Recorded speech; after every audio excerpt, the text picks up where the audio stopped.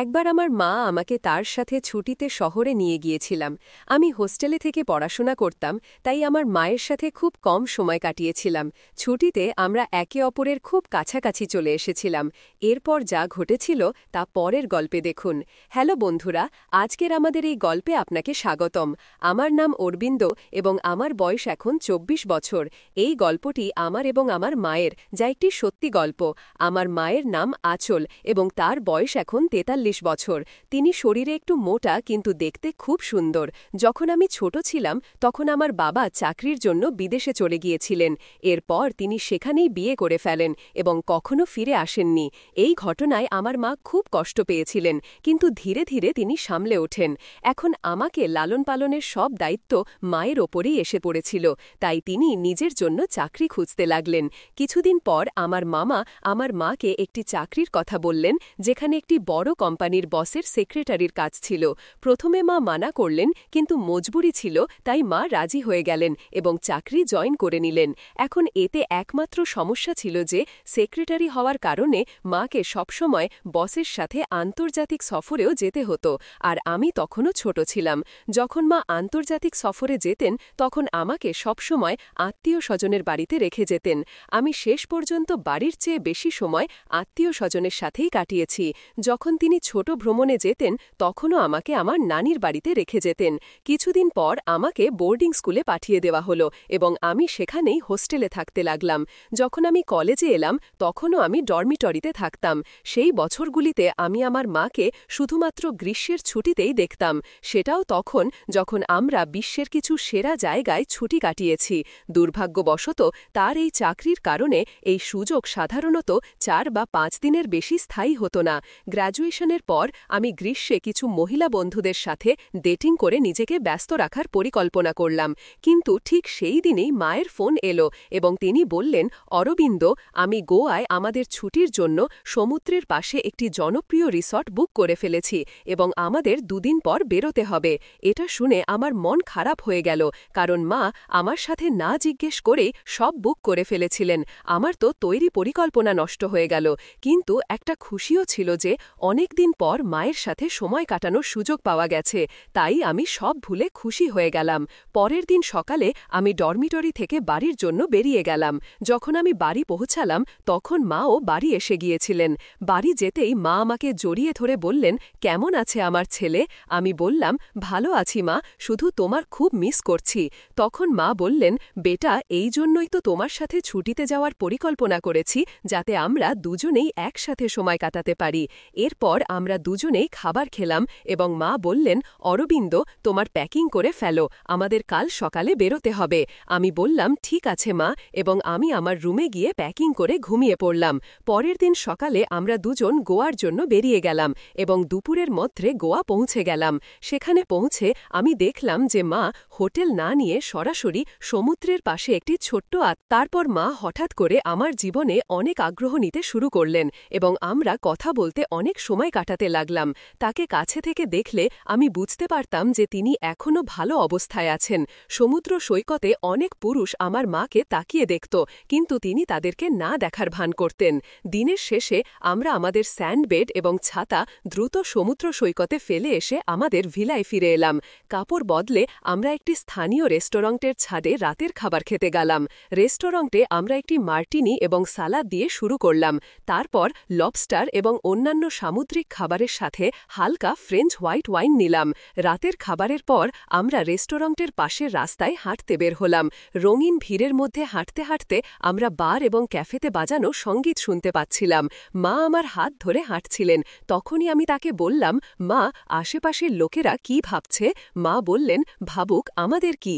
তার এই কথা শুনে আমি অবাক হয়ে গেলাম এবং ভাবতে লাগলাম শেষ পর্যন্ত আমার মা কেন এমন কথা বলছেন।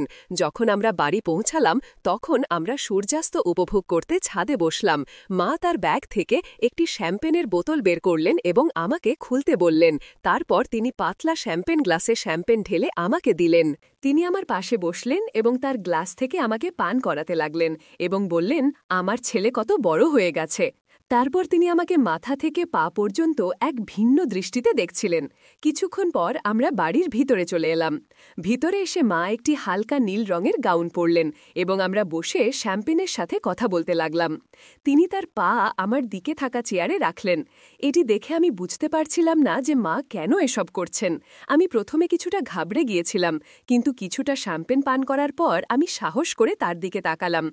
তখন আমি দেখলাম যে তার মুখে আজ এক ভিন্ন অভিব্যক্তি ছিল।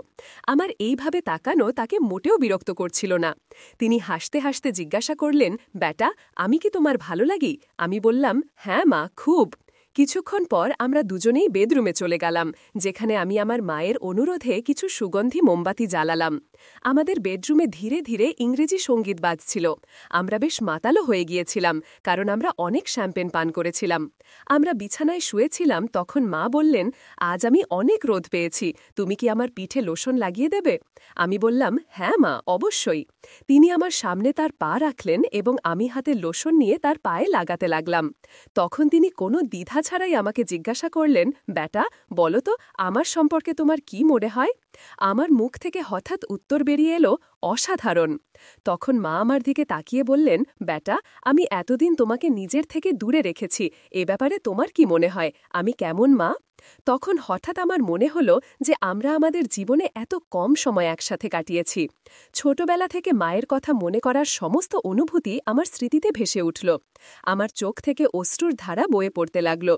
হঠাৎ মা আমার দিকে তাকালেন এবং তিনি লিকাট উঠে এসে আমাকে জড়িয়ে ধরে বললেন, "আমাকে মাফ করে দিও বেটা, আমি খুব খারাপ মা। আমি চাকরির চক্করে আজ পর্যন্ত আমার ছেলেকে নিজের থেকে দূরে রেখেছি। তুমি চাইলে আমাকে কোনো শাস্তি দিতে পারো, আমি মানি।" মা বললেন, "আমি বুঝতে পারছি বেটা, তোমার কি কষ্ট হয়েছে, কিন্তু এখন আমি প্রতিজ্ঞা করছি আজকের পর কখনো তোমাকে আমার থেকে দূরে রাখব না, এমনকি যদি আমাকে চাকরি ছাড়তে হয়।"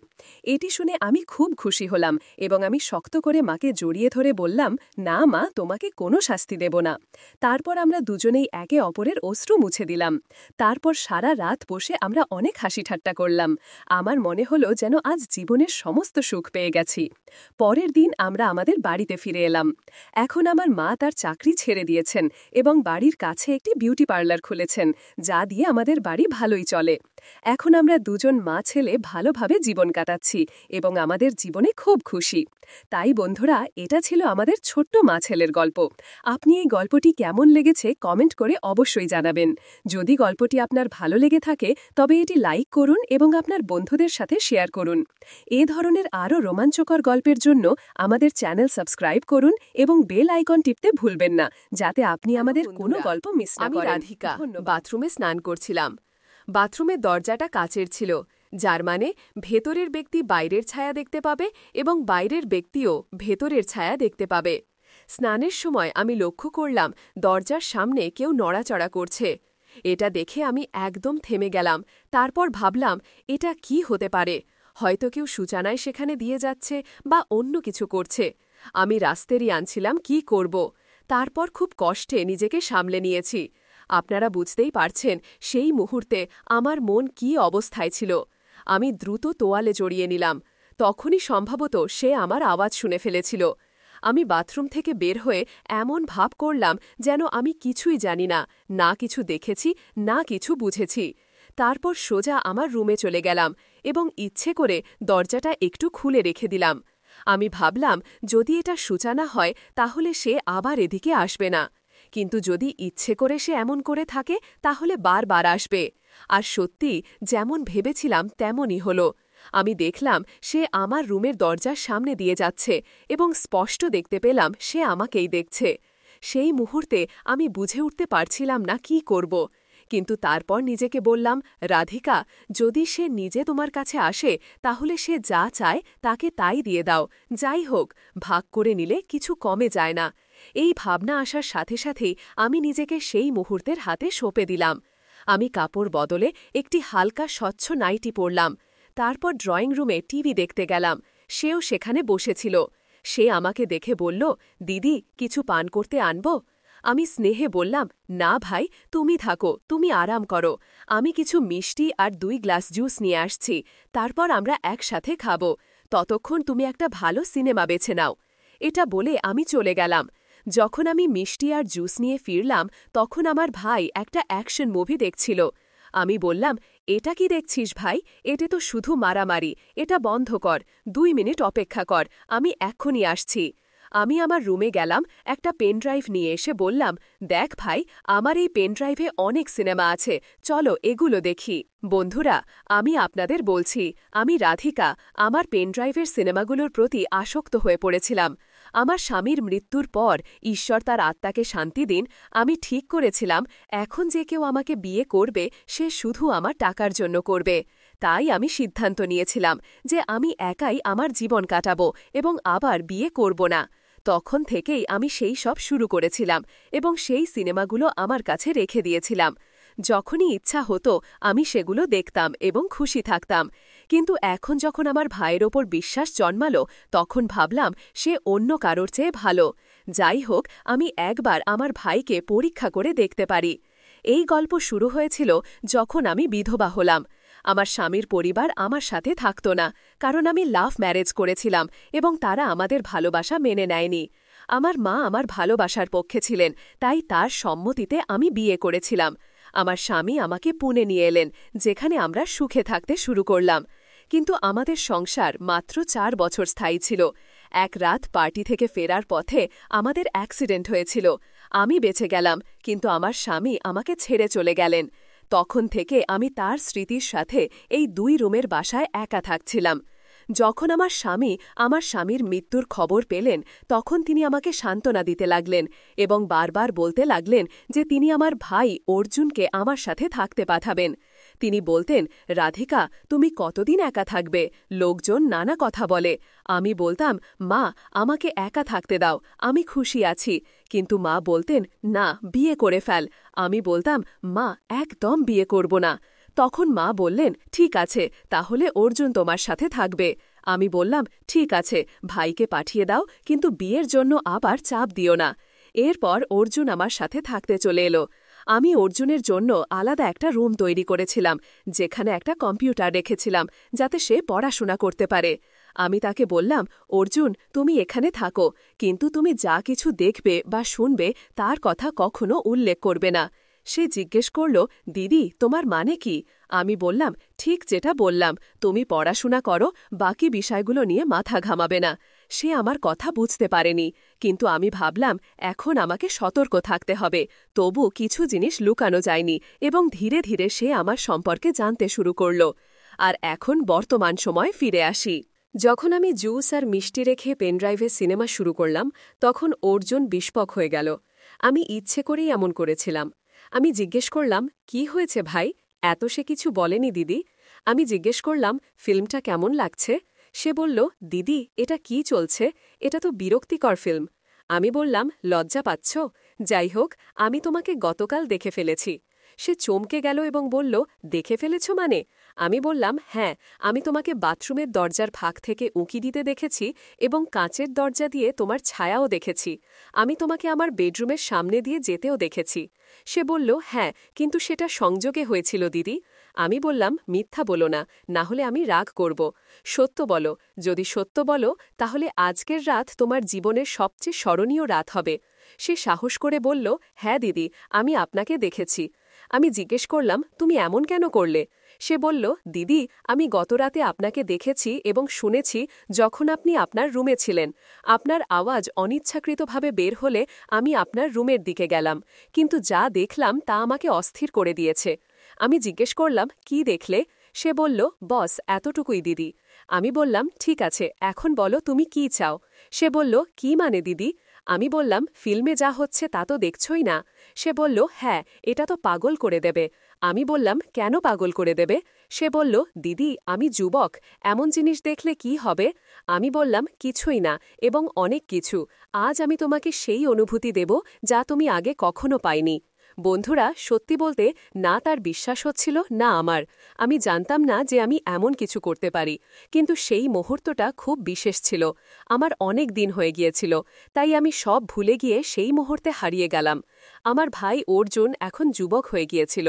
সে এমন ছিল যে কোনো নারী তাকে পছন্দ করতে পারত। সে সব জানত, কিন্তু আমাকে একটু ভয় পেত। যখন আমি ফিল্মের হিরোইনের মতো তার সামনে এলাম তার সাহস বেড়ে গেল। তারপর আমরা সেই রাতে একে অপরের মধ্যে হারিয়ে গেলাম। আমি বারবার তার দিকে এগিয়ে গেলাম এবং সেও আমার মধ্যে ডুবে গেল। শেষে আমি বললাম, বস করো অর্জুন, আমি আমার হক নিয়ে নিয়েছি, এখন আর দরকার নেই। সে বলল, কিন্তু দিদি, আমার মন এখনো ভরেনি, আমি আরও চাই। আমি বললাম, আমি আছি না, যা চাও নিয়ে নাও। তারপর সে এমন কিছু করল যা আমি স্বপ্নেও ভাবিনি। সে আমার জন্য নতুন ছিল, যেমন প্রথমবার অনুভব করছি। আমি বিশ্বাস করতে পারছিলাম না আমার সাথে কী ঘটছে। সেই অভিজ্ঞতা আমার ধারণার বাইরে ছিল। আমি খুব খুশি ছিলাম, কারণ এই অনুভূতি অনন্য ছিল। সেই দিন থেকে আমাদের সম্পর্ক বদলে গেল। আমার ভাই আমাকে প্রতিদিন প্রচুর ভালোবাসা দিতে শুরু করল। আমরা এটি কয়েক মাস ধরে করলাম, কিন্তু তারপর একটি খবর আমাকে হতবাক করে দিল। আমি জানতে পারলাম যে আমি গুরুতরভাবে অসুস্থ এবং আমার ক্যান্সার হয়েছে। এখন আমি বুঝতে পারছি না কি করব। এটা কি আমার কর্মের শাস্তি? আমি আপনাদের সাথে আমার গল্প শেয়ার করছি যাতে আপনারা আমাকে পরামর্শ দেন। আমি জানি আপনারা বলবেন যে এটা আমার কর্মের ফল, কিন্তু আমি চাই আপনারা আমার অনুভূতি বুঝুন, আমার জায়গায় নিজেকে রেখে দেখুন এবং তারপরও পরামর্শ দিন। আমি আপনার পরামর্শের অপেক্ষায় থাকব এবং সেগুলো মনোযোগ দিয়ে পড়ব। তো বন্ধুরা, এটা ছিল আমার গল্প। আপনাদের কেমন লাগলো কমেন্ট করে অবশ্যই জানাবেন। যদি পছন্দ হয় তবে লাইক করুন এবং বন্ধুদের সাথে শেয়ার করুন। এমন গল্পের জন্য আমাদের চ্যানেল সাবস্ক্রাইব করুন এবং বেল আইকন টিপতে ভুলবেন না। ধন্যবাদ।